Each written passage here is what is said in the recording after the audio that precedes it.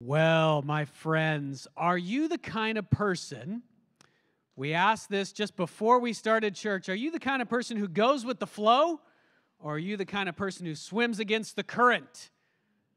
What do we got? How many of you are go with the flow people? Yeah? How many of you are swim? Well, now you know the first rule that we're going to talk about is be willing to swim against the current. So maybe you don't want to raise your hand for that one. We're starting a new series of messages today. We'll tell you about that in a minute. But let's open with an illustration. Who here is familiar with the band 21 Pilots? Come on, a bigger shout out than that. Some of you really probably like them a lot, right? Now, some of you have never heard of them, and that's okay. All we're going to do today is quote some lyrics from an obscure song by 21 Pilots. If you're a fan you have to be a pretty big fan of 21 Pilots to know the song March to the Sea. Anybody know the song March to the Sea? In this song, this band, and these guys are actually, they're Christians. They're not a Christian band, but they are Christians. And actually, the lead singer of 21 Pilots has a family connection with somebody in our fellowship of churches. Little known fact. But in this song, this band, 21 Pilots, paints a vivid picture of life and the world and what it's like. Check this out. There's miles of land in front of us, and we're dying with every step we take. We're dying with every breath we make, and I'll fall in line. So he begins by envisioning the world as just this open landscape, and there's this line of people that are all marching somewhere. They don't really know where, but everybody just follows the person in front of them, and the person behind them follows in this huge line. So here's a picture of the miles of land in front of us. A stranger's back is all I see. He's only a few feet in front of me, and I'll look left and right sometimes, but I'll fall in line.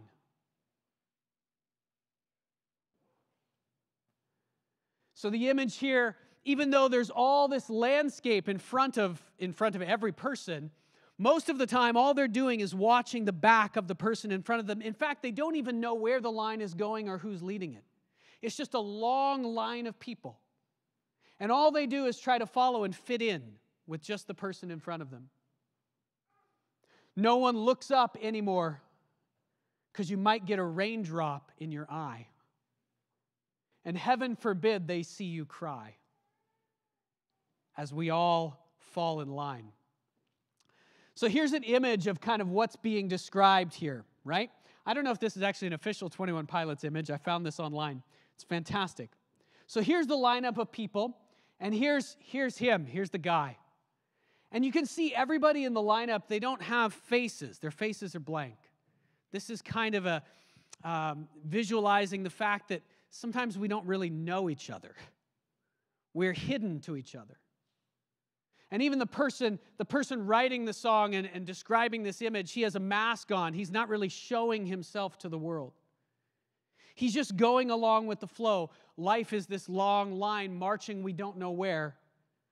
And he, in this moment, is looking up and looking left and right, but no one does that anymore because it's dangerous. He goes on to talk about it like this. About this time of every year, the line of people will go to the ocean pier and walk right off into the sea. We all fall asleep. This is an image of death. So this might be a little bit abstract for you, but this line of people, they don't know where they're going, and they follow the person in front of them their whole life without really knowing where they're going, just to fit in, and then they march right off the pier and die. And that's the end of life. There's an image of people walking off a cliff, following the person in front of them.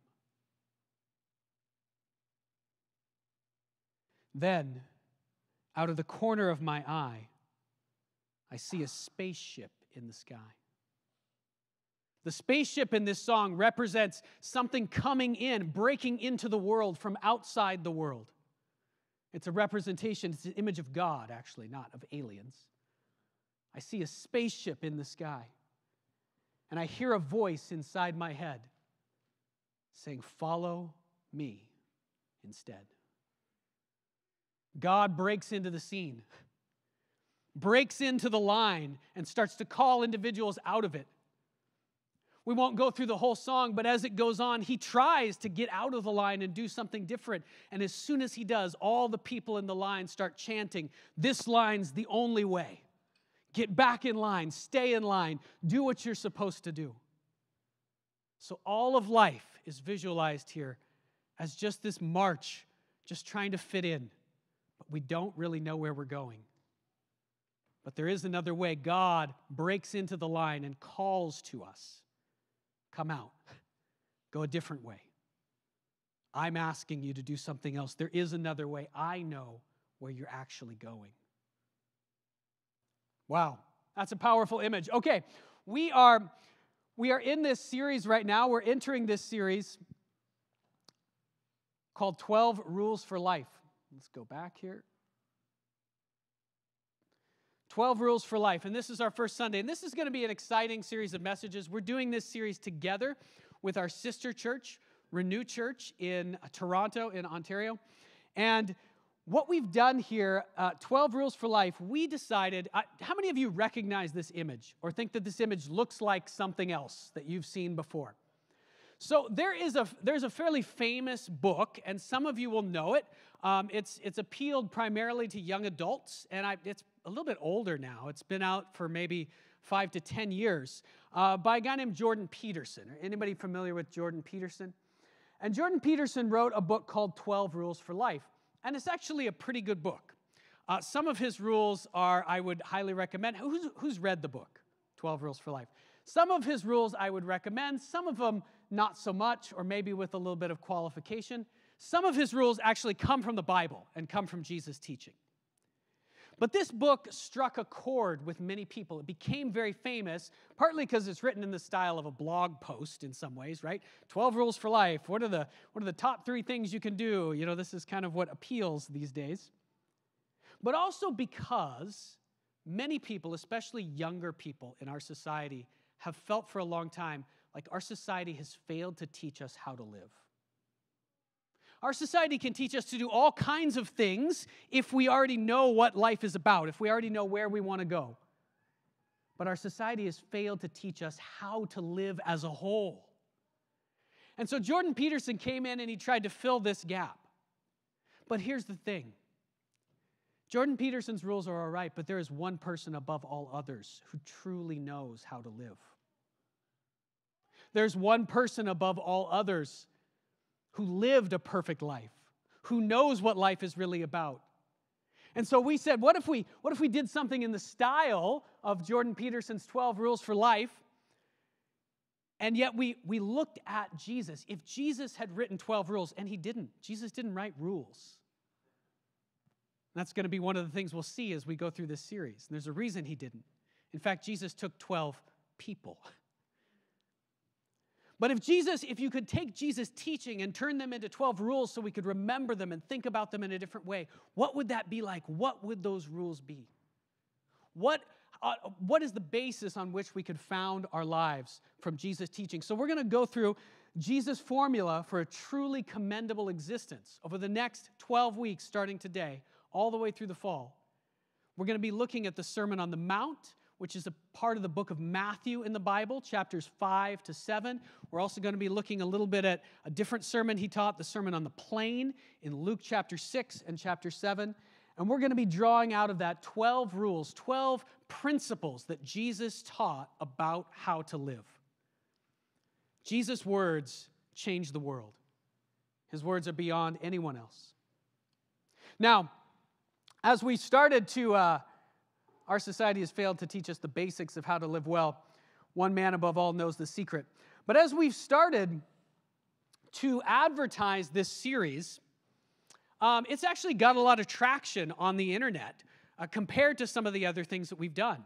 I think because it looks like Jordan Peterson's book, and I didn't really advertise it much. We just put it up on Facebook and on Instagram, and it's gotten more comments than any other series that I put up so far in the 6 years that I've been here. And check this out. every single comment so far is negative. Every single comment so far has been negative. That's going to be interesting as we look at this first piece today. So what I decided to do is we're going to have a little section in each message where we talk about opposition. And I'm going to go through some of these comments because they're really interesting, some of these comments. Okay, so here's our first comment, our first negative comment on the series for this week. And here it is from Dan from Delta. This last week, he posted this comment on our series. He said, "You can't learn anything from an imaginary friend." Man, there's a lot of haters out there, aren't there? One of the rules that we're going to get to is do not judge, period. And this comment, it's interesting. I didn't like this comment at first, but as I thought about it a little bit more, actually, I really like it. So, Dan, I don't know if you're watching, probably not, but if you ever watch this, here's my response to Dan from Delta. So his implication here, of course, is that Jesus is imaginary, that Jesus doesn't exist, and therefore you can't learn anything from him. Now, that's interesting, but let's just follow the logic of this comment for a moment. Let's say, yes, Dan, you're right. You cannot learn anything from an imaginary friend. I think that's true. If someone doesn't exist, you can't learn anything from them. What has the world learned from Jesus? Is there anything we could point to that the world has learned from Jesus? Let's just take one really huge example, okay? Jesus, above all others, brought this idea into the world. God is love, and we should love all other people. Not just people who are our friends or our family or just like us, but we should love people who are very different than us. We should love people who are against us even. We should even love our enemies. Now, the Old Testament and the Jewish religion, even before Jesus, had brought that idea. God had brought that idea into the world in some ways. All people are created in the image of God, so we should love all people. But Jesus brought it to a whole nother level. And it was Jesus above all others who brought it to the whole world. Has that idea had any consequences in the world? The idea that we should love other people? I mean, even the fact that countries like Canada exist is in many ways a result of Jesus' teaching. The fact that a country can exist with lots of different cultures where we all get along and care for each other in some ways. The fact that slavery doesn't exist anymore in the world is a result of that teaching of Jesus, that we should love people who are very different from us. And so, in summary, my response for this week to one hater comment of opposition is this, Dan. Yes, you can't learn anything from an imaginary friend. And since the world has obviously learned an immense amount from Jesus, it is therefore impossible that he is imaginary.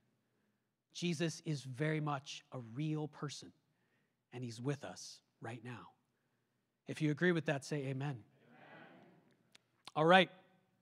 Let's jump into our point for today, our first rule. If we were going to summarize how Jesus begins this Sermon on the Mount, how he begins some of his most important teaching, and actually a piece that it's based on, this is one way we could say it. Be willing to swim against the current. Be willing to swim against the current. Be willing to go the opposite way of everyone else around you. Have the courage to not go with the flow and not live your life just to follow the person in front of you without any idea of where they're going. We saw that in our illustration at the beginning, this 21 Pilots, this vivid picture of life where everybody's just trying to fit in and just trying to do what all the other people around them think they should do. Just trying to follow the person in front of them, but really has no idea what life is all about. Jesus breaks into that and he says, that makes no sense. If God is real and human beings have really turned away from him, then just following the people around you is not going to get you where you want to be. It's not dealing with reality as it is. It's not dealing with God as he is. So in order to follow Jesus, and this is foundational, in order to follow him at all, You're going to have to be willing to go the opposite way, to swim against the current of the culture and the people around you. If you're not willing to do that, you will not be able to follow any of Jesus' teaching. And that's why this is foundational. So he begins, be willing to swim against the current. He begins his Sermon on the Mount with a section that we call the Beatitudes. And that's what we're going to read today.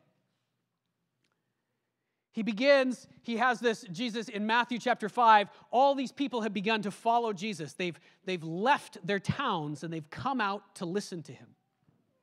That's the only thing they've done so far. That's their act of faith. They haven't been baptized. They haven't prayed a prayer to give their lives to God yet. But Jesus begins to address them as if they're his disciples, as if they're his students, just based on this one thing that they've done. They've stopped their daily life, and they've walked out of their town to where he's at, and they're trying to listen to him. And that's true, hopefully, of you today. If you're here in person, you're here not to listen, not just to talk with other people, not just to sing some songs, not just because you feel like church is something you're supposed to do, but you're here because you want to listen to the words of Jesus. You want to hear from God. And if that's true, that is an act of faith. Whether or not you would call yourself a Christian yet, you've taken a step toward him. You're like that person in that long line who heard a voice or who looks up and wants to see what's outside of this line that all human beings are just blindly following. And so Jesus calls all these people to him that have come out, and he begins to speak, and this is how he begins. He says, blessed. Now, this is an important word. What it means, we could say it means something like well off, doing really well, happy, fortunate, although it means more than just those things, because it means well off from God's perspective and because of God. But here's what he says. We'll read through the first number of verses here, and then we'll explain them piece by piece. He begins and he says, who's really blessed? Who's really well off? Blessed are the poor in spirit, for theirs is the kingdom of heaven. And blessed are those who mourn, for they will be comforted. And blessed are the meek, for they will inherit the earth. And blessed are those who hunger and thirst for righteousness, for they will be filled. And blessed are the merciful, for they will be shown mercy. And blessed are the pure in heart, for they will see God. And blessed are the peacemakers, for they will be called children of God. Now, this is a very unusual way for Jesus to begin his message. It's a very deep way. He expects, actually, that these words won't be fully understood by the people who hear them at first, but that these words will sink into people and begin to work on them on the inside. And you can see just from each of these, that Jesus is saying, in order to follow me, in order to hear the rest of what I'm saying, in order to really seek after God, you're going to have to go a very different way than the rest of the world goes, than the world goes automatically. You're actually going to have to swim against the current. To escape the flood, you must swim against the current. Think about this very first one. Blessed, Jesus says, are the poor in spirit. What does that mean? It means something like the people who are really well off are the people who know that they're not good enough. The people who are really well off are people who sometimes are insecure about themselves. sometimes look down on themselves, sometimes feel like they're not enough, like they don't measure up. That's who's really in the best position. That's who's really blessed by God. Because of this, because that's how they see the world, because they know that they're not God. They know they're not all that. They will be able to enter into a different kind of kingdom, a different kind of reality. Think about that line at the beginning that the 21 pilots describe. Everybody's marching in line, following the back of the person in front of them. Many of the people in that line think they're very confident. They feel very good about what they're doing. They're not insecure at all about where they're going. They know exactly what to do. I follow the person in front of me. We're all a team. We're all doing this together. And then they march off a pier into the ocean and die. The one who's not sure, the one who feels uncertain about this line, like something's wrong here. It doesn't feel right. This life doesn't feel right to me. That's the person who's really closest to the truth. This is what Jesus is saying here. How does that person appear to all the other people around them? They appear like they're foolish. Why don't you just figure it out like everybody else? Just put on a smile. Everything's fine. But they don't feel okay. Jesus is saying the ones who don't feel okay are blessed. Next, he says, it's actually those who mourn who are blessed. Who's really well off? Who's really in a great position? People who are very sad. What? What? This is exactly the opposite. Our culture, most of the time, we spend our energy and our time trying to pretend that we're happy or make ourselves happy. And yet Jesus says the people who are really well off, the people who are on the right track are the people who are mourning. The people who are sad and depressed are blessed. Why? Because those who can see that something's wrong with the world and really mourn over it, they don't just ignore it. They don't just pretend like it's not there.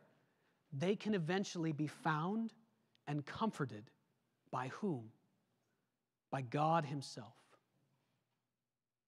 Blessed are those who mourn, for they will be comforted. Next, Jesus says, blessed are the meek, for they will inherit the earth. What does it mean to be meek? These statements that he makes, the Beatitudes, as they're traditionally called, can be seen as a kind of progression. You can see the first one as someone is unsure about themselves and whether they measure up, and then they're unsure about the world. The world is not the way it should be, and they begin to mourn over it. They're sad, they're discouraged, depressed over it even. The third stage here, we could say meek, we could say these people are particularly humble. They don't think that they can control the world or that they can do it all on their own. In fact, they recognize that they're very limited and they're only able to do what they can do. These people are humble. They don't try to take over. They don't try to dominate everything. They're not conquerors. This is exactly the opposite of what the world said. Go take the world by storm. Go fight for your rights. Go shout and make a loud noise. Go make a big splash in the world. Jesus says, blessed are the meek. For they will take over the world? No, they will inherit the earth. Those who are meek and are able to receive from God won't have to take over the world. They'll eventually receive it as a gift. Next, he says this, blessed are those who hunger and thirst for righteousness, for they will be filled. The world is full of people who hunger and thirst for all kinds of things. What is righteousness? If you've been here for the last while, we've been talking about in our series on Romans exactly what that word means. It's not a word we're super used to. It means goodness on the inside, being like God on the inside, who you are in your mind, in your spirit. It means something about your character. How many people hunger and thirst to be a better person? How many people around you actively go after that? Or do we hunger and thirst for the things that make us happy, the things that give us pleasure for a moment, the things that distract us from the fact that we're not the way we should be on the inside. Jesus says those who hunger and thirst for righteousness, because they will be filled. He's going to do something that will make it possible, for people to receive goodness from God. Next, he says this, blessed are the merciful, for they will be shown mercy. These are people who are not judgmental, who are not trying to think of themselves as better than other people. They recognize that actually they are just as bad as anybody else, maybe worse than all the other people around them. And so what's their attitude like toward the people around them? When someone comes and does something against them, are they immediately offended and attack back? No, blessed are the merciful. And yet our world is exactly full of that, just like we've been talking about. We put up this series and all the comments are negative. People love to get online, don't they, and just spew all of their non-merciful judgments all over the place. That feels so good, doesn't it? Yet Jesus says it's the other way. That kind of life makes no sense if God is real. The merciful are the ones who are really blessed and well off. Why? Because it's the merciful who will be shown mercy by God. And this one, blessed are the pure in heart. What does it mean to be pure in heart? What does it mean if we call something pure? Sometimes we might talk about gold as pure gold. What does it mean for gold to be pure gold? It means it's 100% gold. It means it's not mixed with anything else. So what does it mean to be pure in heart? It means a heart that desires one thing. That's what pure in heart means. And in fact, Jesus is not just talking about pure in heart about anything, because there could be a heart that desires just one thing, and that thing is evil. There are some people, especially in history, who've made a big splash because they desired more than anything else with a single heart. They desired to rule the world, or to conquer other people, or to harm other people. Jesus is talking about pure in heart, a heart that desires only God.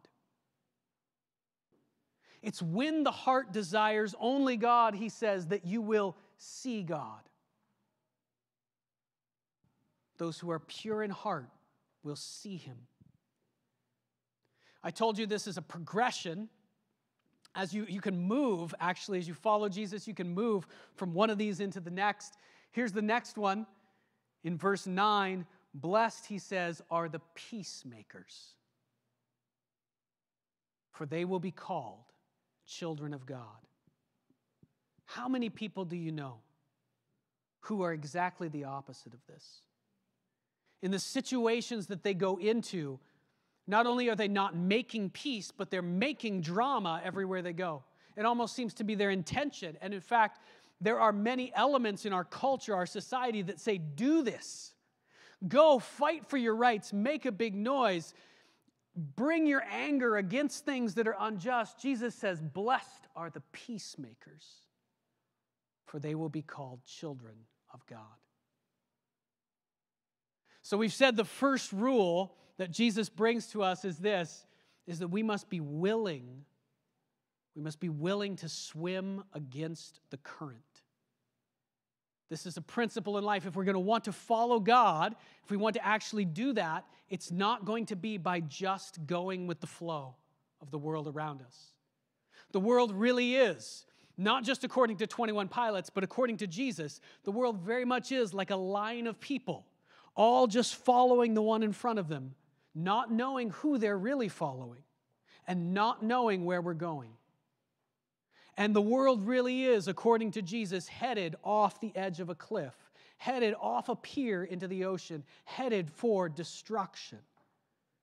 So the only thing that makes sense, Jesus says, is to go the other way, is to somehow break out of that, to swim against the current. But here's the thing. As he comes to the last couple of blesseds that he gives in the opening to this sermon, as he comes to those last couple of blesseds, he lets us know how hard it's going to be if we choose to follow him, if we choose to swim against the current, there will be resistance. And doesn't that make sense? When you swim against the current, you will experience resistance. There's no other way. This is true in a river. This is true in a culture. This is true in a world that's turned against God. If you swim against the current, you will experience resistance. Does anyone recognize this image? What's this from? This is from a series, I guess it's a TV series, a series of episodes called The Chosen. It's about the life of Jesus. Excellent, highly recommended. This is a very powerful image that's in the intro to that series. What the image is a whole bunch of fish, right? And they're all going one direction. At the beginning, the intro is actually a video. At the beginning, they're all going one direction. And then one fish shows up. It's a fish that's a different color, and it's going the opposite way. It's swimming against the current, and in fact, against the entire school of fish that's around it. And then it begins to infect other fish with its new way of living. The fish, of course, is Jesus. And those who follow his way, who turn around and go a different direction, who swim against the current, are, of course, his disciples. And so as the intro progresses, more and more of these fish turn blue and turn around and go upstream. But the thing that we often don't think about, maybe if you watch this, you've seen this before, maybe you've never thought of it. What is it like for that fish to go the opposite way? Is it smooth sailing? Is it easy swimming to go the opposite way of the thousands of fish that are coming at you? Is that fish going to get hit by other fish if it turns around and goes against the stream? 100% it's going to get hit. It's going to get hit over and over again. And this is what Jesus tells us in the last several verses of this section. He says this, "Blessed are those who are persecuted because of righteousness. For theirs is the kingdom of heaven." They get to live in a different kind of system with a different outcome. "Blessed are you when people insult you, persecute you, and falsely say all kinds of evil against you because of me. Rejoice and be glad, because great is your reward in heaven. For in the same way they persecuted the prophets who were before you." This is a remarkable statement. If you've been a Christian for a long time, part of the reason we do a series like this is to look at the words of Jesus and have them strike us in a fresh way.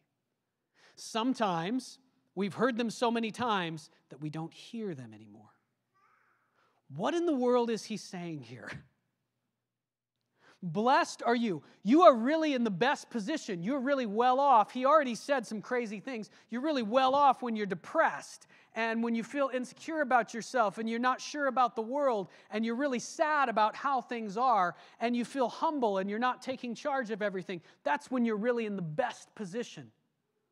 That's crazy talk to this world. And now he says this, you are blessed when people insult you. Things are really great for you when there are people saying all kinds of stuff, all kinds of mean stuff about you.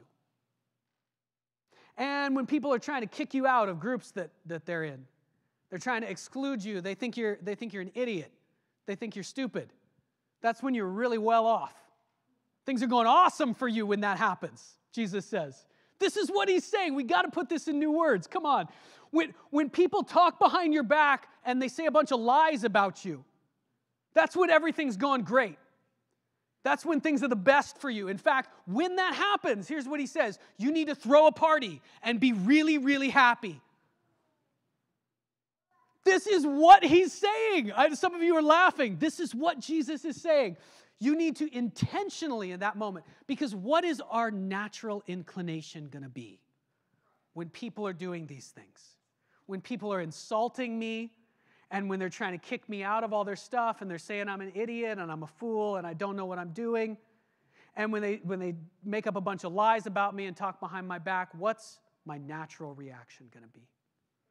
It's going to be to be really sad, go in my bedroom and cry on my pillow. It's going to be really depressed and discouraged. Jesus says no. Think about that image we had at the beginning of that lineup marching to the sea. If you actually wanted to get out of that line or go the opposite direction, there would be incredible resistance, right? Everybody you've ever known is going to say, no, this line is the only way. Get back in line. Do it the way everybody else does it. Stop doing that crazy stuff. That's going to make you feel really bad. This guy's a fool. Look at him looking up at the sky as if there's a God up there, as if there's a God that can actually lead him somewhere, show him where to go. This guy doesn't know what he's talking about. He's just talking to some imaginary friend, right? In order to not have that stop us, Jesus is saying that we must intentionally rejoice when that happens. He's saying we must intentionally be happy about the situation. We must think about the fact that we are receiving a reward in a place beyond this life, beyond this world that we see, and that we're not alone. He says, look, before you, in history, it's not most people, but many, many people have broken out of that line. They've followed after God, and everyone around them said they were fools. Everyone around them attacked them, told lies about them, and yet they overcame the world. They were able to enter into a life with God. So you're not alone. You're not alone. You must rejoice and be glad when that happens, because in the same way, they persecuted the prophets who were before you. Our first rule today, in the 12 rules for life, Jesus' formula for a truly commendable existence, our first rule was to be willing to swim against the current. I want to encourage you this week to read through the Beatitudes, those blessed sayings in Matthew chapter 5. I would encourage you, we're going to come back to them a number of times because, like I said, they are foundational for his teaching. If you can't do that, if you can't go a different way than everybody else around you, you will not be able to follow Jesus in your daily life. All the other rules, in some ways, are based on this being true about you. We're going to go through over the next 11 weeks a whole bunch more rules or principles that Jesus teaches. Next week, we'll be going into this one. Do good in a way that elevates God, not yourself. I hope you'll seek after God this week. I hope you'll go a different direction than everybody else around you. Let's pray. We'll continue in worship.